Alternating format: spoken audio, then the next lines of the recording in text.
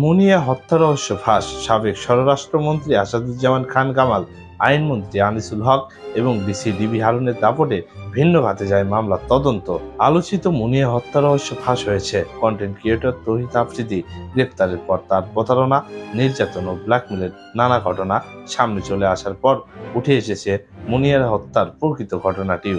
সম্প্রতি crime addition নামে প্রচারিত একটি ভিডিও প্রতিবেদনে ইউটিউবার ও ব্লগারদের আওয়ামী লীগের পক্ষে জোরপূর্বক কাজ করানো থেকে শুরু করে আফ্রিদির নানা কুকীর্তির বিস্তারিত তথ্য উঠে এসেছে। ফাঁস হওয়া একাধিক ফোন আলাপ ও ভুক্তভোগীদের দেওয়া বক্তব্যে জানা যায়, মুনিয়ার সঙ্গে আফ্রিদির ঘনিষ্ঠতা কেবল ব্যক্তিগত সম্পর্কেই সীমাবদ্ধ ছিল না। বলছে রসকস থাকবে না, মানে তুমি টাইম দিবা না, এটা তো আছেই। ও রসকস থাকবে না বিয়ের পর, বিয়ের আগেই রসকস না, বিয়ের পর তো আরো দূরের কথা। ঠিক আছে, উনি কিভাবে বললো? ওনাকে কি তোমার উপরে কিছু?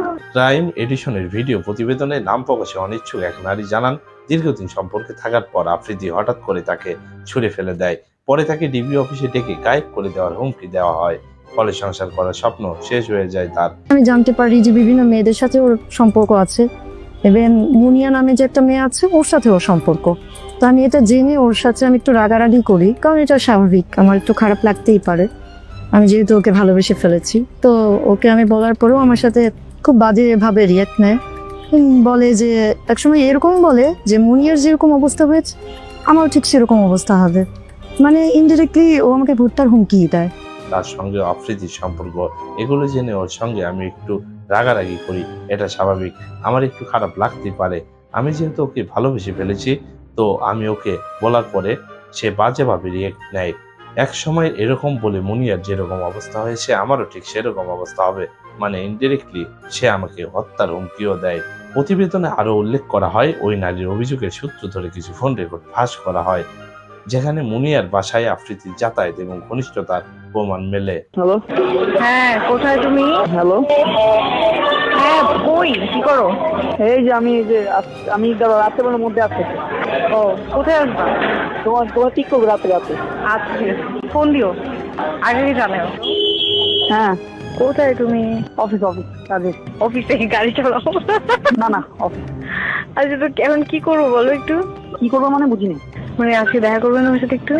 রাত্রে চলো। আচ্ছা, শেষ ফোন করে দিও। জুলাই আন্দোলন চলাকালে তৌহিদ আফ্রিদি দেশের জনপ্রিয় কন্টেন্ট ক্রিয়েটরদের হুমকি দিয়ে সরকারের পক্ষে কাজে লাগানোর চেষ্টা চালিয়েছেন। তাছাড়া আফ্রিদির বিরুদ্ধে বেশ কয়েকজন নারীকে বিয়ের প্রলোভন দেখিয়ে শারীরিক সম্পর্ক করার অভিযোগও উঠেছে।